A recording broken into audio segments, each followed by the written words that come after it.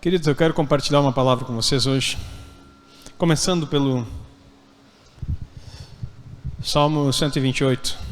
Bem-aventurado aquele que teme ao Senhor e anda nos seus caminhos, pois comerás do trabalho das tuas mãos, feliz será e te irá bem.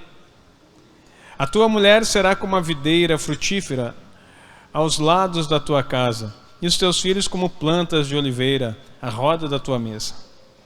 Eis que assim será abençoado o homem que teme ao Senhor. O Senhor te abençoará desde Sião, e tu verás o bem de Jerusalém em todos os dias da tua vida, e verás os filhos de teus filhos. Paz seja sobre Israel. Amém. Queridos, eu quero falar nessa noite contigo a respeito do temor do Senhor. Precisamos compreender o princípio do que é o temor do Senhor. Tem muitos conceitos dentro da nossa concepção eclesiástica, religiosa, evangélica, que ficam abstratos. E nós não sabemos o que isso de fato quer dizer. O que é temer o Senhor? Como devemos temer o Senhor? E se você for procurar na internet, muitas pessoas vão dizer várias definições. Entre elas vão dizer que temor de Deus é você ter medo. Temor vem uma das concepções, é ter medo. Segundo é ter reverência. Mas entretanto, será que medo e reverência é o que o Senhor espera de você? Será que medo e reverência é o que Deus espera de você? E por causa dessa concepção e da divisão que existe no conceito de Antigo Testamento e Novo Testamento, que a igreja se acostumou a falar a respeito disso, mesmo entendendo que 1 Coríntios 3,16 vai dizer que a Escritura toda é uma só, ainda há essa divisão. As pessoas não conseguem entender a concepção, de fato, o que é temer ao Senhor. Eu quero ler alguns versículos com você e nessa noite, de uma forma breve, conversar contigo a esse respeito. Mas antes de entrar no conceito, eu quero falar algumas coisas interessantes que o temor do Senhor faz aqui nesse mesmo capítulo do Salmo. Olha só, fala que no verso 3 que a mulher será como uma videira frutífera ao lado da sua casa. Quem teme ao Senhor vai ter multiplicação. A mulher que teme ao Senhor, ela vai ser como uma videira. Para nós gaúchos aqui, como uma parreira, com muito fruto. É uma mulher que vai frutificar. E talvez você possa pensar apenas na questão, no quesito de filhos, mas a mulher não é só a sua frutificação não é apenas em dar filhos para uma casa, mas é multiplicar a vida do Senhor dentro da casa. Amém? Há outro verso que vai dizer, outro salmo que vai falar que a mulher sábia, provérbio na verdade, que a mulher sábia edifica a sua casa. Então não é o homem que edifica a casa, é a mulher. O homem é um fundamento, assim como Cristo, e a mulher é quem edifica. Só que o que menos nós vemos hoje em dia são mulheres com sabedoria para essa edificação. E fica tranquila, não estou falando mal de você, eu estou falando de uma questão de sociedade, porque tem muita mulher deixando de ser a que edifica para tentar ser o fundamento. E a mulher não foi feita para ser fundamento, mas para edificar, diga amém. Toda mulher que edifica, ela precisa de um fundamento. Agora tem muitos homens tentando edificar e deixando que a mulher seja o fundamento. Isso vai desmoronar tudo, porque a mulher não é a estrutura, porque o homem se identifica com Cristo, que é a rocha, que é o fundamento, e a mulher é aquela que edifica. E a insensata, nesse mesmo verso, que não é o tema que eu quero trazer aqui para você, a destrói com as próprias mãos. Quando esse texto está dizendo que a mulher que teme ao Senhor, ela vai ser como uma parreira, como uma videira frutífera ao redor da casa, trazendo isso.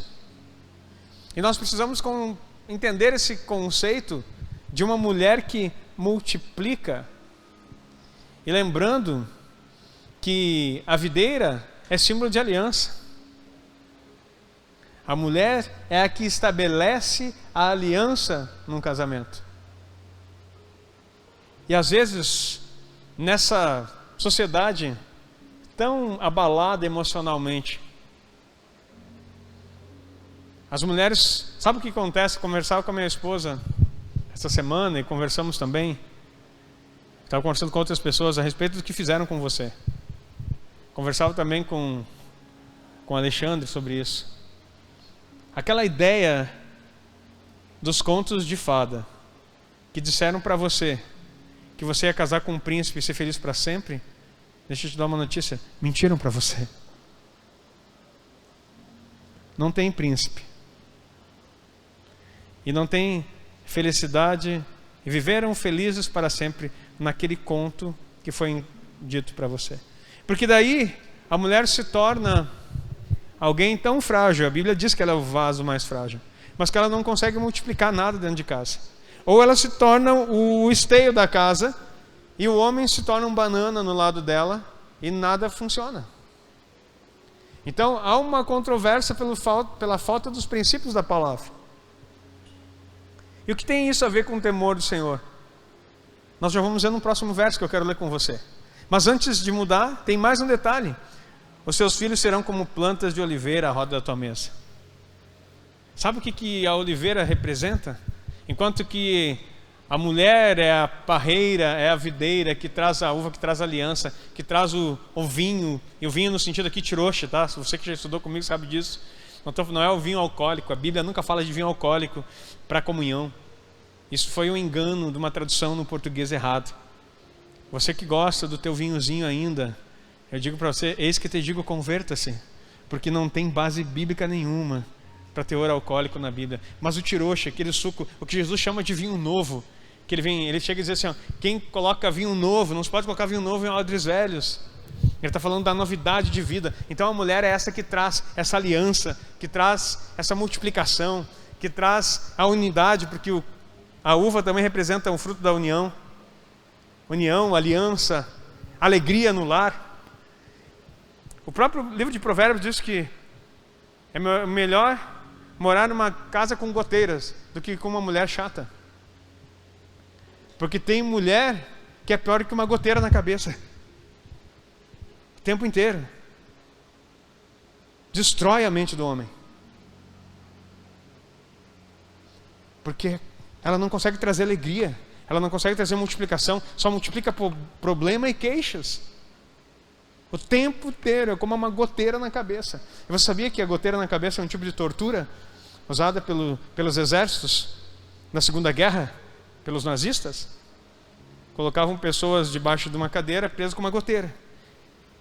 E por semana, às vezes, chega um ponto que eles chegavam a morrer. Porque aquela gotejando o tempo inteiro. No início não sente nada, mas chega um momento que ele parece que está batendo com uma marreta na tua cabeça. Que a pessoa chega a se inclinar e morre.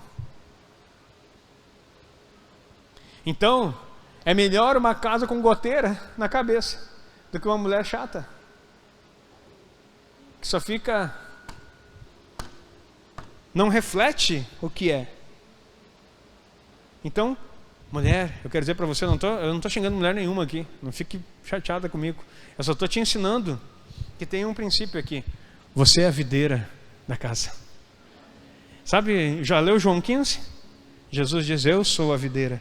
Há uma identificação de Cristo com você. Você traz unidade, você traz alegria, você traz aliança, você traz o vinho novo. Sempre tem vinho novo na casa, porque a mulher é como a videira e os filhos são como a oliveira. O que é a oliveira? A oliveira é um símbolo muito poderoso também dentro da palavra, que fala sobre unção. A oliveira fala sobre alimento, fala sobre cura. A oliveira tem um símbolo muito poderoso, inclusive para a luz. É a luz da casa. A oliveira, que é a azeitona que ela produz, mas da sua prensa você tira 5 tipos de óleo. Para alimentação, para cura, para perfumes, para luz, que eram acendidas as lâmpadas com óleo, para unção. Então, quando há essa harmonia na casa, você vai conseguir ver coisas grandiosas. acontecendo. Mas tudo tem que estar debaixo do temor do Senhor. Vamos para o próximo texto aqui, está em Deuteronômio 13:4.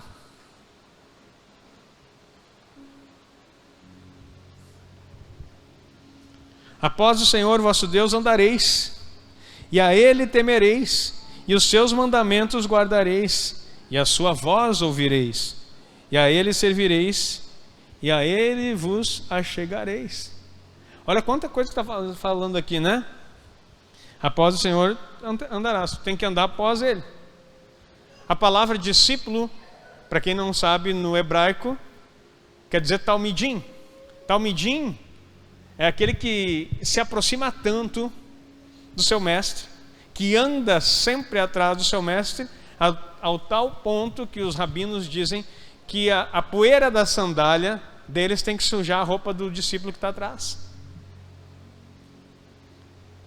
É aproximar-se, é andar junto. O problema é que nós queremos características sobre liderança, até mesmo sobre a aproximação de Deus, mas nós não queremos andar perto. Vou dizer uma coisa para você: ninguém vai ter essência alguma de Deus se não andar próximo. Quanto tempo? Todos os dias da sua vida. Nós não podemos seguir ao Senhor por temporadas. Não, mas agora está chegando o período de férias, né, pastor? Tem que dar um descanso. Descanso do quê? Que tal Deus dizer assim para ti: eu vou dar um descanso, agora eu vou tirar minha mão de cima de você? Porque também é período de férias. Anda sozinho um pouquinho. Quanto tempo você acha que você ia durar? Só que na nossa concepção, nós temos esse costume de achar que agora, não, está chegando é verão, né, pastor? Ninguém de ferro, né? Não dá para ser crente o ano inteiro também. Vamos só um pouquinho, 30 dias aí, né, para dar um descanso. Vou parar com tudo. E aí? Mas não é para trazer peso para você, é para trazer entendimento. Nós precisamos andar juntos, nós precisamos estar perto. Então, andará após. A Ele temereis. Mais uma palavra, que tema a Ele. Será que é ter medo? Será que é reverenciar? Os seus mandamentos guardareis. Guarde os mandamentos. Não, pastor, só um pouquinho, o senhor está equivocado. Isso aí está escrito aí em Deuteronômio 13. Mudou, nós somos a nova aliança, agora nós estamos na graça. Ah, é verdade, desculpa. João 14:21 então. Coloca para mim.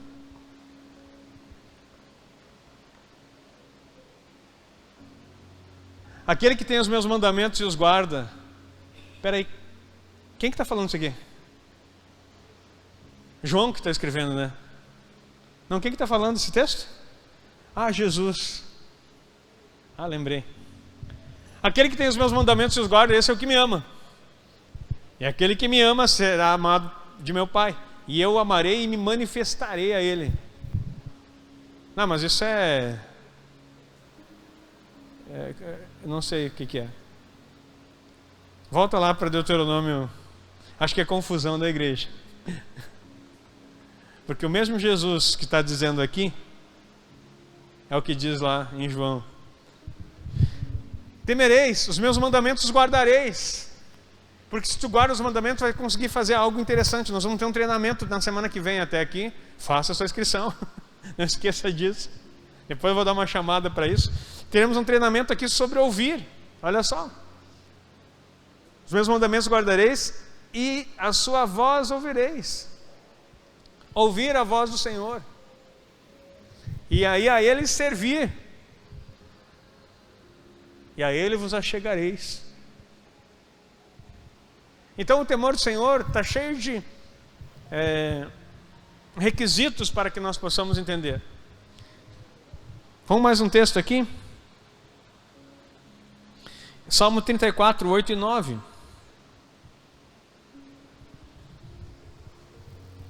Provai e vede que o Senhor é bom.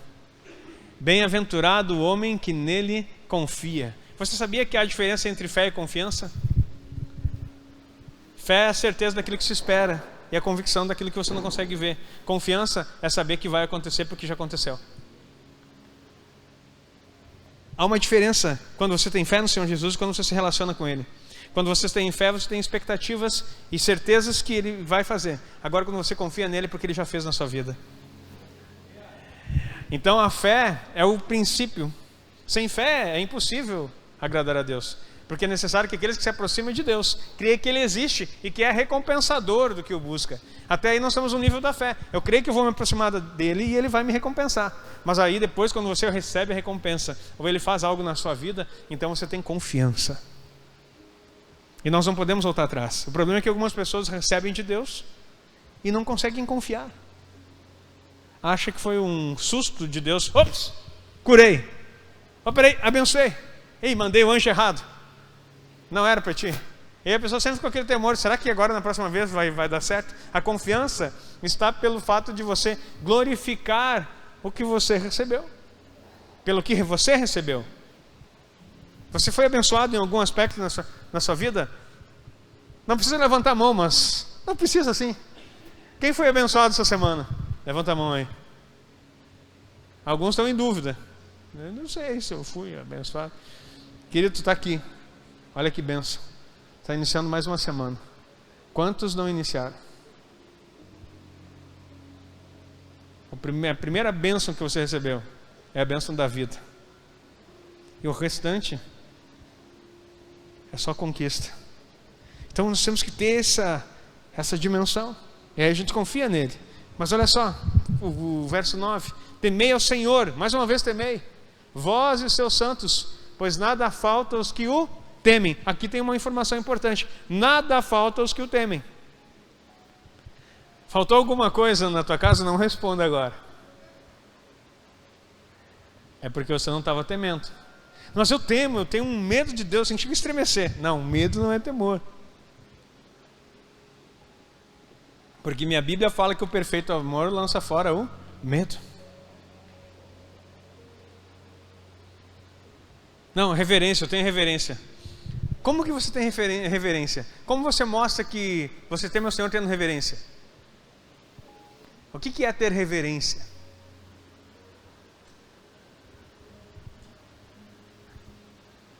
Você está vendo que a gente tem conceitos que a gente usa que a gente não sabe nem o que significa? Como que eu vou reverenciar alguém? Como que a gente reverencia? Se você pensar no simples movimento do exército brasileiro, como que um soldado reverencia o superior?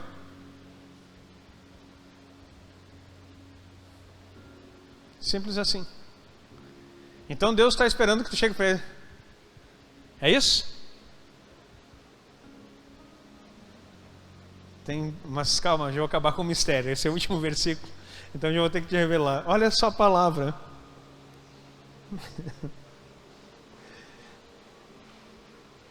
Não, deixa eu só falar da recompensa aqui. Temei ao Senhor, vós e seus santos, pois nada falta aos que o temem. Então não vai faltar nada para quem teme. Tem mais um, eu achei que era o último.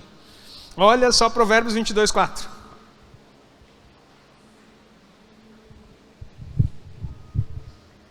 O galardão da humildade é o temor do Senhor.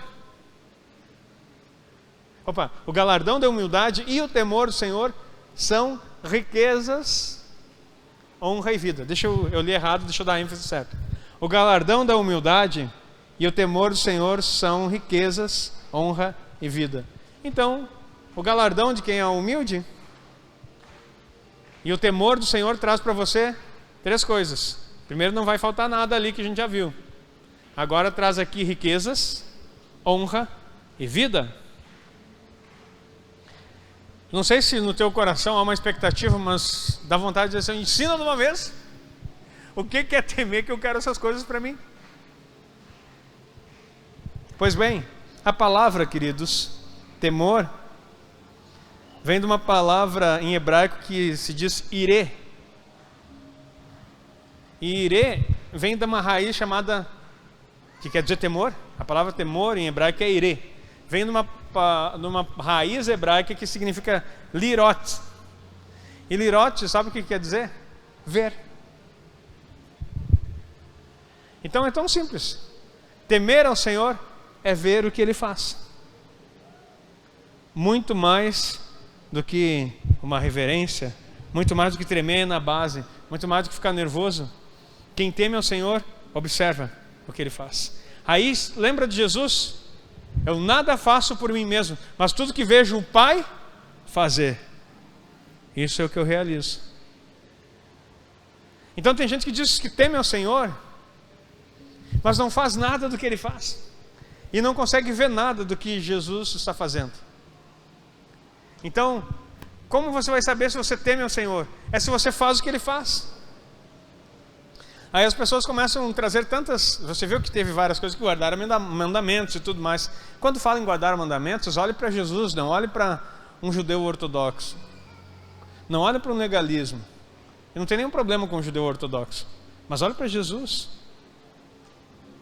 Então, você está fazendo como Jesus está fazendo? Você está trabalhando como Jesus está trabalhando? Você está vendo o Pai mover e está fazendo da mesma forma? Você está vendo o que Jesus faz e está fazendo da mesma maneira? Quando você consegue fazer exatamente o que Jesus está fazendo, você está temendo ao Senhor. E são coisas simples, que às vezes nós passamos até por legalistas, por religiosos. Mas eu quero dizer para você, religioso é todo aquele que não cumpre o que Deus manda. Esse é o religioso. E ainda ele se engana com uma dose semanal de comunhão, para na sua mente ele pensar assim: poxa, não, pelo menos fiz as contas, bati o cartão, já fui lá, agora Jesus vai me abençoar. Não, queridos, a tua comunhão com o Senhor Jesus, a tua vida com Deus, o teu temor ao Senhor se manifesta não aqui, no início da semana, mas quando você sai daqui. Aqui você é abastecido com uma palavra de direcionamento. Aqui você tem um pouco mais de direção do Espírito a respeito do que Deus está falando para esse tempo. Mas quando você sai daqui, o que você faz com o que você recebe é o que de fato mostra se você teme ao Senhor ou não. E o temor do Senhor, ele pode ser desfeito pelos nossos conceitos estabelecidos na mente. Por isso que o apóstolo Paulo escreveu. O apóstolo Paulo não escreveu Romanos 12, verso 2, simplesmente para você ler uma vez e dizer assim: eu tenho que renovar. Aceitei Jesus, renovei a mente. Não. Transformando-vos pela renovação do vosso entendimento. É diariamente, é todos os dias. Você tem que renovar a sua mente. Você precisa querer ser como Jesus é. Esse é o temor do Senhor, queridos. É temê-lo, é viver, fazer como Ele faz. E o que é o temor do Senhor, então? Vamos aprofundar um pouquinho mais? E assim, vou fazer. Daí fica muito simples dizer assim: agora eu entendi, eu vou imitar Jesus. Vai mesmo? Está preparado para imitar Jesus? Como que tu imita Jesus? É aí que está. Está escrito na Bíblia também. Como você imita Jesus está lá em Provérbios 8:13. O temor do Senhor é odiar o mal. Começa por aí.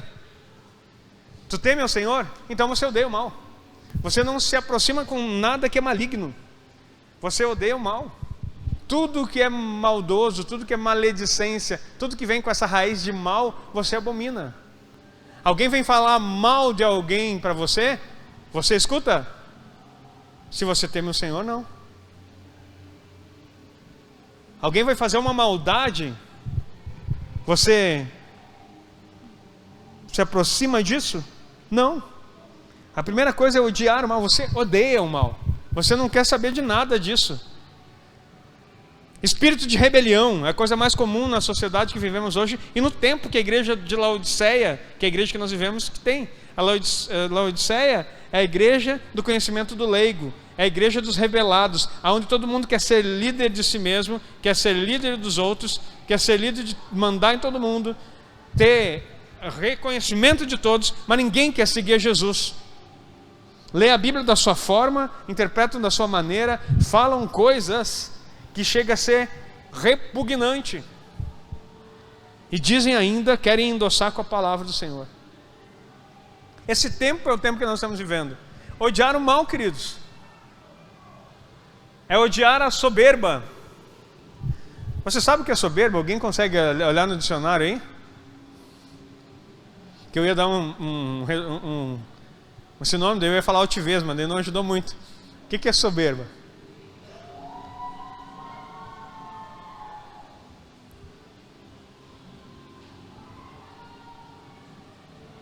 Alguém está olhando ou eu só estou esperando aqui à toa?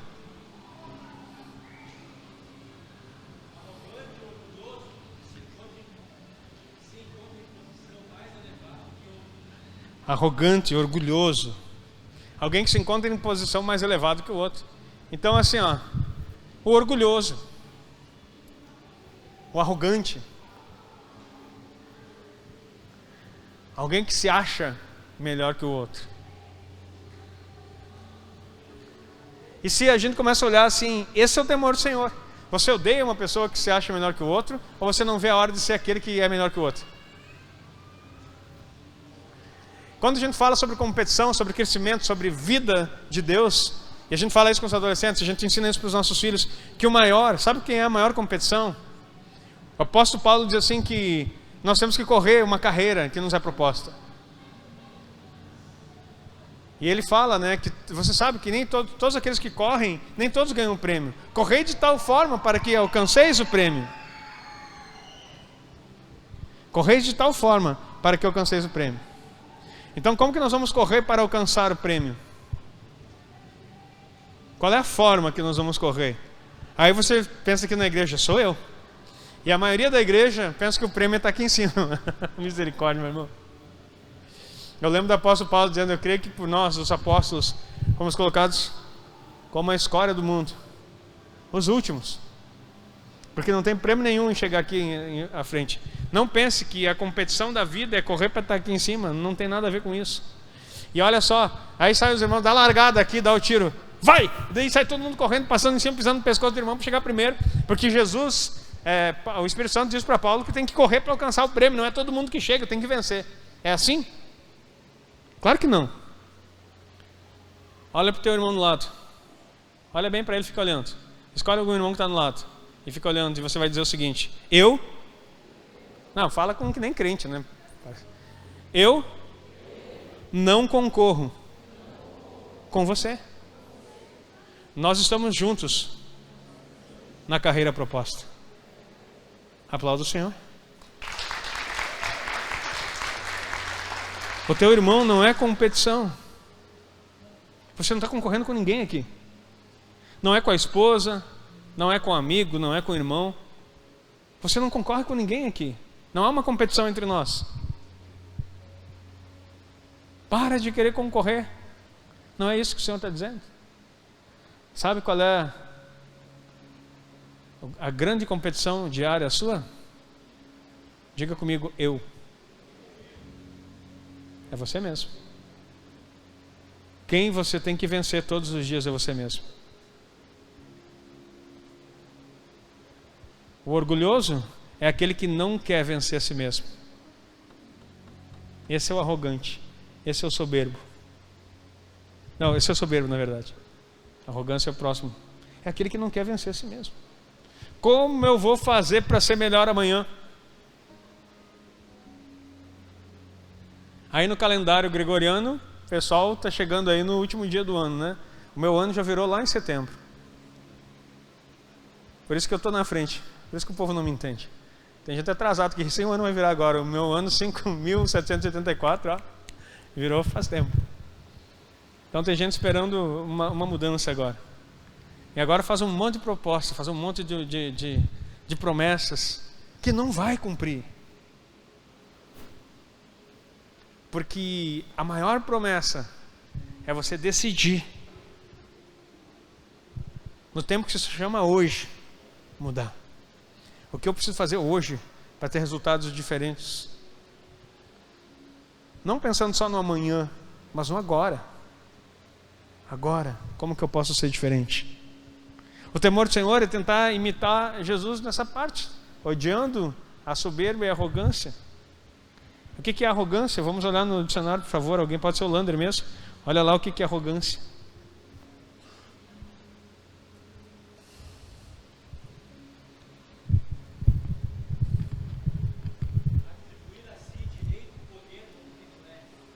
Atribuir a si direitos, poder ou privilégio. Ninguém te deu, é você que está atribuindo. Direitos, poder e privilégio.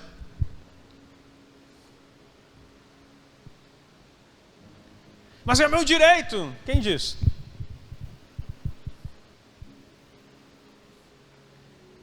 Agora vamos voltar para ver alguém. Tu vê em Jesus. Qual foi o direito que ele quis? O direito de servir. O direito de obedecer. Até a morte. E morte de cruz. É claro que eu já preguei aqui, no último domingo, que ser crente não é ser otário. Deixar que o mundo pise no teu pescoço e critique de você. Fale o que bem entender. Toda palavra liberada contra você, diz a palavra, que vai ser julgado no tribunal, vai trazer consequências terríveis na vida dessas pessoas. Todo mundo que fala mal de ti. Essa é a herança dos santos.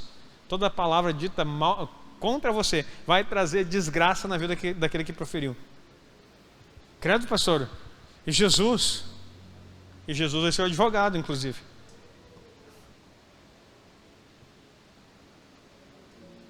Essa história de dar o outro lado da face, tu tem que estudar para entender o que Jesus está falando.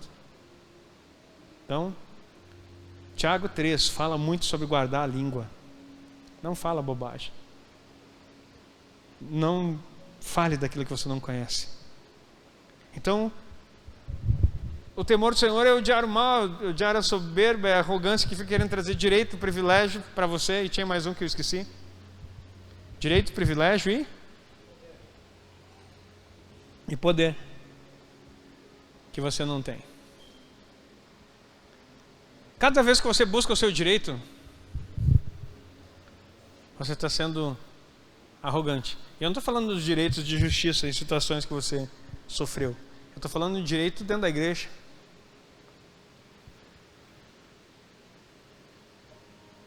Há pouco falamos sobre Marta e Maria.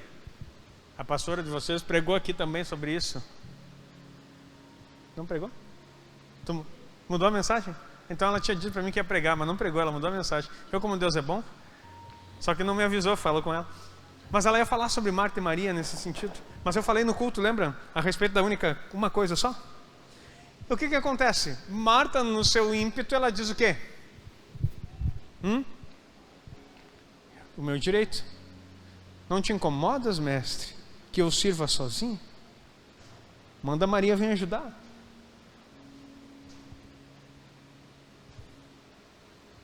Jesus, com todo amor, corrige assim. Ela escolheu a melhor parte, essa não vai ser tirada. Você que está errada nas suas concepções e escolhas e valorização das coisas. Então, tem que ter essa concepção, meus queridos. Então, olha só. Arrogância, poder, direito.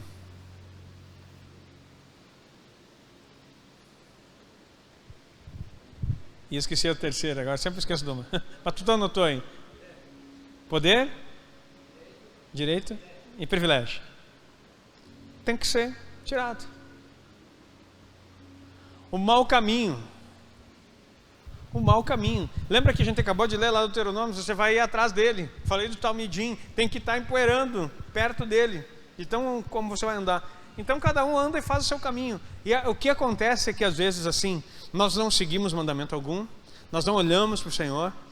Ficamos falando, nós somos, não odiamos o mal, nós toleramos o mal, a gente vê injustiça e diz assim, não é comigo, deixa quieto. Aquele que sabe o bem que deve fazer e não faz, nisso comete pecado, a palavra de Deus diz. Você não pode olhar a injustiça e deixar a injustiça prevalecer na vida do teu próximo. Você não pode. Não pode. E aí você não guarda isso, de repente a coisa começa a descambar na tua casa, tudo começa a estremecer. Você começa a entrar numa angústia e daí você começa a olhar para Deus e dizer, Deus, onde é que tu está? Que tu não está me ajudando. Olha o caos que está virando minha vida. É depressão, é tristeza, é angústia, é coisas difíceis que estão andando na tua vida. Você está vivendo uma situação muito complexa. E aí você começa a lembrar de Deus. Só que o detalhe é que você nunca teve uma comunhão com o Deus que você está lembrando agora. Ele sabe o que vai acontecer? Vai vir uma cobrança. Deus, por que tu está permitindo que isso aconteça? Ele não está permitindo. É você que continua vivendo do seu jeito, fazendo da sua maneira. Eu quero dizer uma coisa para você. Você que não tem comunhão com Ele, Ele não tem nada a ver com isso. Foi você que se colocou nessa situação, infelizmente. Por causa que você não odiava, não temia o Senhor. não olhava ele e não queria nem saber como é que ele estava fazendo. O problema é que as pessoas querem que pastores, igreja, irmãos, célula, conserte aquilo que eu não estou disposto a fazer. Aquilo que você não está disposto a fazer, Jesus não vai fazer por você. Eu vou repetir. Aquilo que você não está disposto a fazer, Jesus não vai fazer por você. O que tu vai cobrar de Jesus? Sabe, eu estou desmantelando uma religião e tem muita gente que não está gostando. Mas eu não estou nem um pouco preocupado, porque inventaram uma religião, parece feitiçaria, e chamaram de evangélico, chamaram de cristão, aonde você vem aqui e alguém estende a mão para você, e acontece. Não acontece. Aqui é instrução para mudança. E não estou falando de milagres, porque milagres eles vêm juntos, num movimento dos dons do Espírito. Mas agora você que está aqui e ainda continua vivendo a mesma coisa, você tem que parar de ser do mesmo jeito. Você precisa mudar e decidir. É hoje, eu estou mudando hoje. Muda a tua postura, muda a tua vida, Só que não pode ser distante. Começa a andar passo por passo. Sai do mau caminho. Eu já falei para muitas pessoas, abandona essas pessoas que não te acrescentam, não ande com elas, porque isso fala até o coach, você é a média das 5 pessoas que você mais convive. Se você convive com gente que só fala bobagem, você vai falar bobagem. Se você convive com gente que não crê no Senhor, só convive com elas, vai chegar um momento em que você não vai crer. Não, mas é que eu tenho Jesus, eu influencio. Não, você não influencia. Porque os filhos das trevas são mais astutos do que os filhos da luz. E eles vão vencer você. É por isso que Deus diz assim que a gente precisa se reunir. Está entendendo por que a igreja reúne? Não é para ser uma tradição.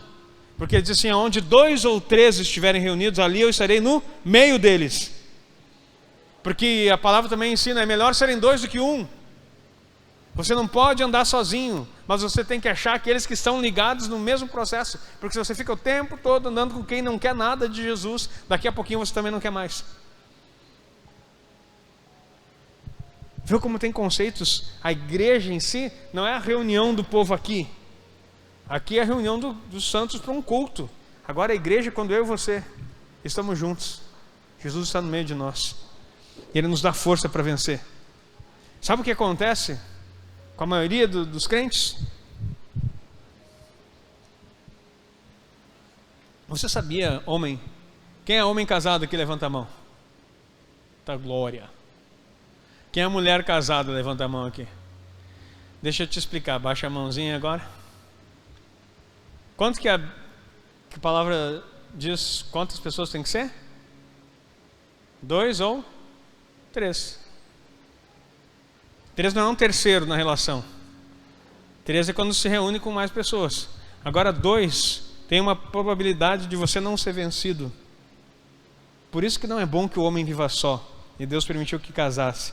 Porque a partir do momento que você tem a tua esposa como a sua melhor amiga, homem não tem amiga, desculpa, tá? Não, mas eu tenho lá no trabalho uma amiga, querida, amiga. Não tem. Homem não tem amiga, ponto. Mulher não tem amigo. Só um amém. E foi da minha esposa ainda, glória a Deus.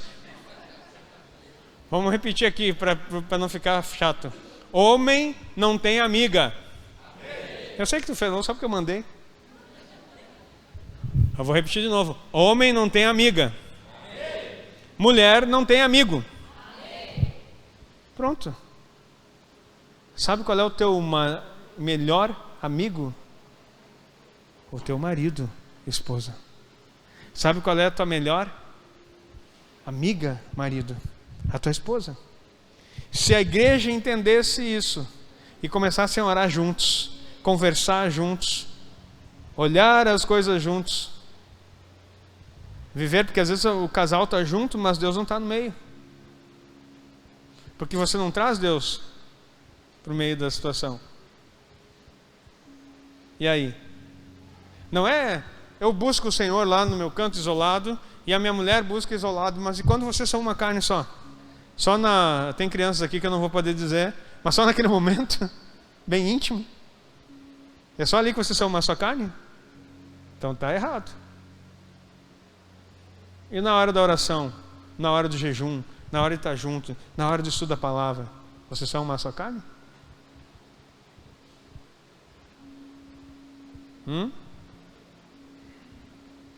E aí? Quando isso não acontece, logo, homem, você vai querer ter uma amiga, mulher, você vai querer ter um amigo. E aí vai, como diz o gaúcho aqui, vai o boi com as cordas. E já era. Deus te deu uma maneira, e eu vou te dar um código aqui muito poderoso. Você sabia que todas as pessoas têm uma armadura espiritual que recebeu do Senhor? Quem sabia disso, levanta a mão. Quem não sabia que tem uma armadura espiritual? Pode levantar, não fica com vergonha, não vou dizer, você não sabia. Quem não sabia, olha só, todos nós temos uma armadura espiritual. Homem, sabe quem ativa a armadura espiritual que você recebeu? A esposa. A amiga não pode. Nem a irmã, nem a vizinha, nem a prima. A tua esposa tem o poder de ativar a armadura espiritual que você recebeu.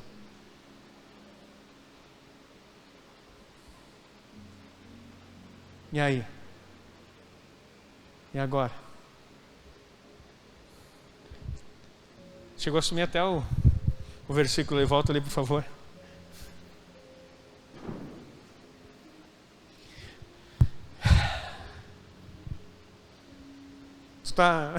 Eu ia perguntar, está feliz com Jesus? Não. Você está bem aqui com a palavra? Nem? Que bom. Porque essa pergunta de estar feliz com Jesus eu acho meio engraçado, né? Quem que vai estar com Jesus está triste, né? Então não precisa perguntar isso, né? Agora se a palavra está te instruindo. Então vamos lá. O mau caminho você deixa fora. A boca perversa. Boca perversa eu já expliquei um pouquinho. É aquela boca que só fala mal dos outros. Em hebraico é leshon hará. A língua maldizente. Leia Tiago 3 e vai explicar um pouquinho sobre isso. Então, a boca perversa. Temer o Senhor, então você tem que olhar. Você tem que odiar o mal, a soberba, a arrogância, o mau caminho, a boca perversa. Queridos, eu vou te dar uma dica aqui, ó. Quer temer o Senhor? Para de escutar fofoca. Eu vou repetir. Para de escutar fofoca. Porque quem escuta fofoca não tem um pingo de temor. A boca perversa eu odeio. Não é o Agnaldo falando, é o teu Deus. Para de escutar fofoca. Queridos, um dia eu vou chegar diante do Senhor. E você também vai. Eu quero ouvir tanto. Servo bom e fiel. Foste fiel no pouco, sobre muito eu te colocarei. Eu tenho planos grandes. Minha mente pensa grande. Mas se eu vou conseguir fazer todos os planos que eu tracei, não sei. Mas uma coisa eu sei. Aquilo que foi me dado na minha mão para fazer, eu vou poder chegar lá e dizer assim: Senhor, eu fiz o melhor que eu pude. E não está falando só das obras, do que construímos ou não construímos. Mas aqui, ó, o Agnaldo. Esses dias foi até engraçado, vou contar aqui com os meninos, porque ficou em tom de piada. Mas nós tínhamos uma imersão, mas sinceramente, aquilo pesou em mim. E não me entenda por religioso ou por melhor que ninguém. Estou falando daquilo que é o meu esforço diário e que você devia ter também. Daí os meninos chegaram para mim e disseram assim: pastor, faz um videozinho dizendo que terminamos a nossa imersão, a nossa masterclass, faz o vídeo, grava aí antes. Ele disse que foi muito bom e fala, e daí o pessoal que quiser adquirir, já está gravado, já está disponível. Eu peguei o celular, quando eu peguei o celular, não posso. Como assim não pode, pastor? Não posso, não consigo. Diz, não, mas só gravar para nós. Assim, não, eu não consigo gravar. Como que eu vou dizer que eu já ministrei, que vai ser uma bênção e que foi tudo ótimo, se nem começou? E o pessoal riu, porque é engraçado. Mas, queridos, na hora assim, eu brinquei com eles, mas eles não entenderam, mas eu travei mesmo. Eu não posso fazer um negócio desse. Como que eu vou dizer que está tudo bem, que bênção que foi, não sei o que lá. Agora... Isso é marketing, mas o que eu ia fazer era espiritual. O espiritual está acima do marketing, diga amém. Vai dizer, para, pastor. Cara, não escapa uma, não. Quando escapa é erro, querido. Aí eu tenho que confessar. Agora, voluntariamente. Depois eu comentei com alguém e a pessoa deu risada. E disse assim, então tu nunca vai poder fazer algo ao vivo? É gravado, quer dizer, vai ter sempre ao vivo. Porque o gravado, não, uma coisa é assim. Eu terminar, por exemplo, esse culto. Eu terminar de gravar ele, depois dizer assim, querido, está aí gravado. Eu já terminei de fazer. Eu não estou mentindo. Agora eu dizer que foi uma benção, que foi tudo bem, que o pessoal veio para algo que eu nem fiz ainda. E tu vai dizer assim, pastor, mas se é assim, então quem pode ser crente?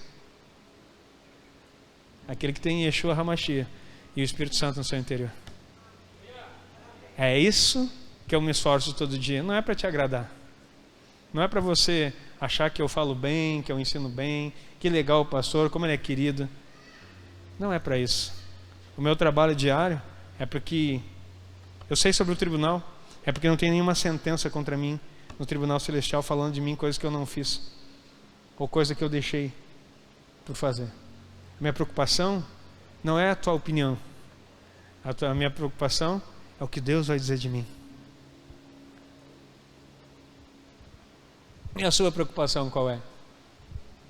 Temer ao Senhor é olhar o Senhor e fazer aquilo que Ele faz. Olha só, para finalizar, quero finalizar contigo. Tem um outro texto aqui, que tomara que eu tenha anotado. Atos 9:31.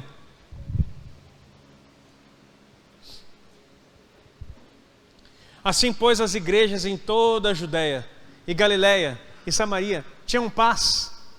Olha quantos códigos que tem aqui o temor do Senhor. Tinham paz. Eram edificadas e se multiplicavam. Você quer ter paz? Diga amém.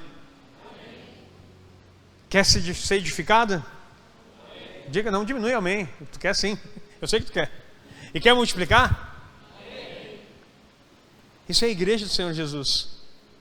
Andando no temor do Senhor e consolação do Espírito Santo.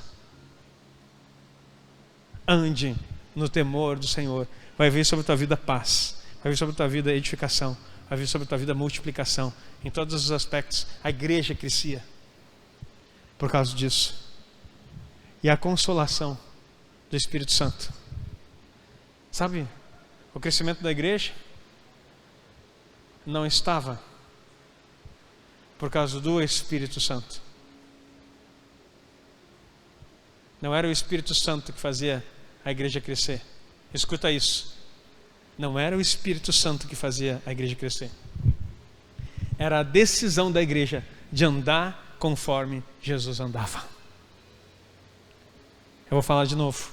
Não era o Espírito Santo, porque a gente pensa assim, Pentecostes, Atos 2, bum, explodiu. Todo mundo saiu falando língua estranha. E aí falava língua estranha e todo mundo ia se convertendo e essa coisa linda acontecendo. Não. Quando a igreja decidiu, por causa que a descida do Espírito Santo nada mais foi do que a lei do Senhor no coração, o cumprimento de Jeremias 31. Eu vou colocar a minha lei no seu coração. O Espírito Santo veio e selou. Algo aconteceu. A Torá agora dentro do seu coração. Como Davi dizia, escondi a tua Torá no meu coração para não pecar contra ti. É isso que aconteceu. Torá é lei, é palavra do Senhor. Você quando fala Torá, eu tenho que falar Torá porque eu preciso, fui chamado para falar sobre Torá. Porque o pessoal não sabe o que é Torá, acho que eu estou inventando uma nova Bíblia. É o Antigo Testamento. É os primeiros 5 livros da Bíblia, é o Pentateuco que chama. O que aconteceu em Pentecostes foi isso. A palavra veio para o coração deles. Não algo externo mais. Não uma coisa numa pedra, como uma placa que dizia não faça. Agora estava aqui dentro como um direcionamento pelo Espírito, dizendo assim, você não vai fazer. Porque eu estou habitando em você. Você é meu templo agora. Não é mais você que comanda, eu comando a sua vida. Isso que aconteceu. Aí eles começaram a andar. Pastor, então foi lindo. Eles tinham o Espírito Santo em você. Eles estavam com a água no tornozelo. Nós estamos com as águas nos lombos. Já está dando para ver as águas profundas. É só mergulhar. É só mergulhar. E aí o temor do Senhor, de andar como Jesus andava, fazia eles se multiplicarem, ter paz, edificarem e se multiplicarem. Em nome de Jesus. Se coloca em pé, eu quero orar por você. Aleluia.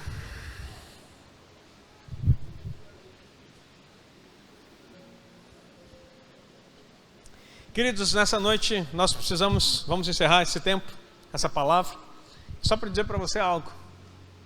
Tema o Senhor.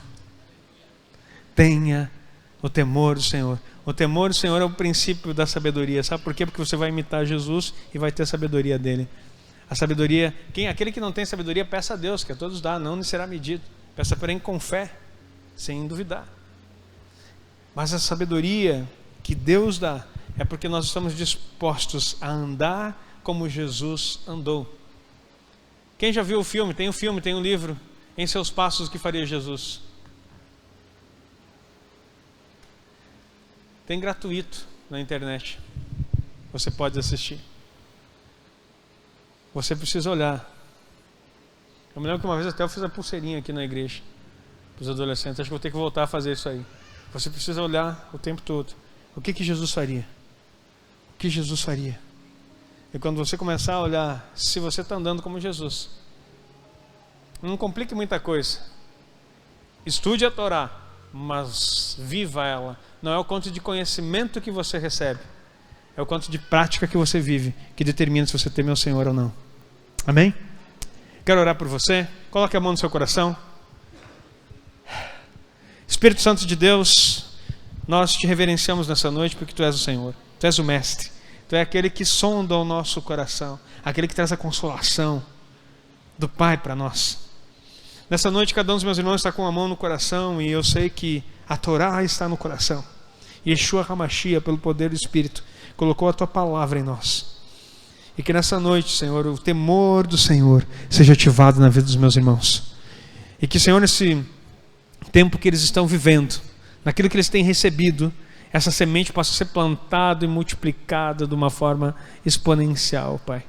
Em nome de Jesus, para que Tua glória venha e as pessoas possam olhar e ver que Tu é quem está fazendo, não a nós, Senhor, mas ao Teu nome seja toda a glória. Eu oro abençoando o Teu povo em nome de Jesus. Amém, amém, amém. Você que recebe, aplauda o Senhor.